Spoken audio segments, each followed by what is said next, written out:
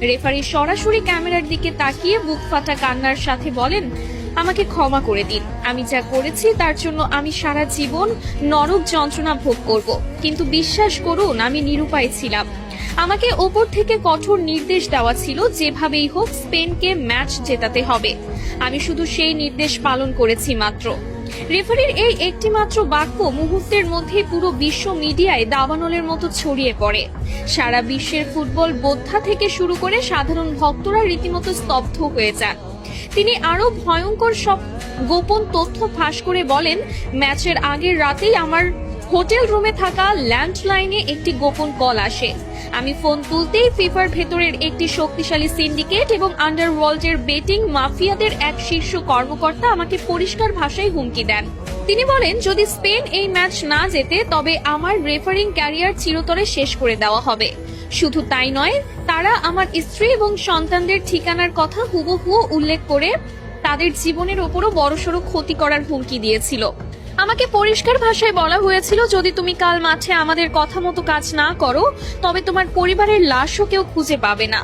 European ফুটবলের ওই কালো টাকার সিন্ডিকেট কোনোভাবেই মেনে নিতে পারছিল না যে লাতিন আমেরিকার একটি দল টানা 2 বার বিশ্বকাপ নিয়ে যাবে।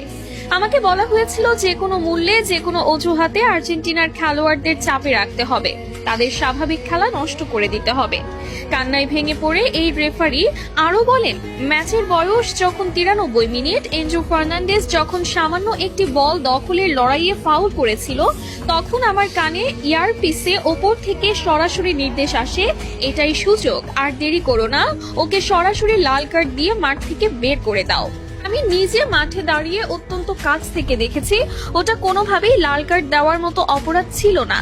আমি চেয়েছিলাম অন্তত VAR চেক করতে, কিন্তু আমাকে এয়ারপিসে VAR দেখতেও কঠোরভাবে নিষেধ করা হয়। যখন আমি পকেট থেকে লাল কার্ডটি বের করছিলাম তখন আমার হাত থরথর করে কাঁপছিল। এনজো যখন অবাক দৃষ্টিতে আমার দিকে তাকিয়েছিল তখন আমার মনে হচ্ছিল আমি মাটির নিচে মিশে যাই। 10 জনের আর্জেন্টিনা যখন বীরের মতো লড়ছিল, ডি পল আর ম্যাক অ্যালিস্টাররা যখন নিজেদের শরীরের শেষ রক্তবিন্দু দিয়ে স্পেনের একের পর এক আক্রমণ ঠেকাচ্ছিল, তখন আমি নিজেই ভেতর থেকে কুড়ে কুড়ে খাচ্ছিলাম। আমি স্পেনের অনেক বড় বড় ফাউল ইচ্ছা করে এড়িয়ে গেছি, কারণ আমার উপর নির্দেশ ছিল প্রতিটা 50-50 ডিসিশন স্পেনের পক্ষে দেওয়ার। অতিরিক্ত সময়ে যখন স্পেনের ফেরান তোরেস গোলটি করলো তখন স্টেডিয়ামের স্প্যানিশ ভক্তরা উল্লাস করলেও আমার বুকের ভেতরটা অপরাধবোধে ভিন্ন হয়ে যাচ্ছিল। চরম আক্ষেপের সুরে রেফারি আরো বলেন, ম্যাচ শেষে যখন দেখলাম লিওনেল মেসি মাঠের মধ্যে বসে শিশুর মতো কাঁদছে, লিয়ান্ড্রো পারদেস রাগে ফেটে পড়ে হাতাহাতি করছে, এনজো ড্রেসিং রুমে বসে হাহাকার করছে, তখন আমার মনে হচ্ছিল আমি যেন একজন খুনির চেয়েও অধম। আমি ফুটবলের ঈশ্বরকে কাঁদিয়েছি। মেসি যখন শূন্য দৃষ্টিতে আমার দিকে তাকিয়ে মাঠ ছাড়ছিল, ওই চাহনি আমার বুকে তীরের মতো বিঁধেছে। গত কয়েক রাত আমি এক মুহূর্তের জন্য 2 চোখের পাতা এক করতে পারিনি। চোখ বন্ধ করলেই আমি মেসির সেই কান্নার দৃশ্য দেখতে পাচ্ছিলাম। এনজো ফার্নান্ডেজ যখন লাইভে এসে কাঁদছিল এবং বলছিল যে সে কোনো ফাউল করেনি, তখন আমার বিবেক আমাকে বিষাক্ত সাপের মতো দংশন করছিল। জীবনের ঝুঁকি নিয়ে রেফারি সবার সামনে আকুতি জানিয়ে বলেন, আমি জানি এই সত্যিটা বলার পর আমার ক্যারিয়ার আজ থেকেই শেষ হয়ে যাবে। হয়তো আমার জীবনের ওপরও হুমকি আসবে।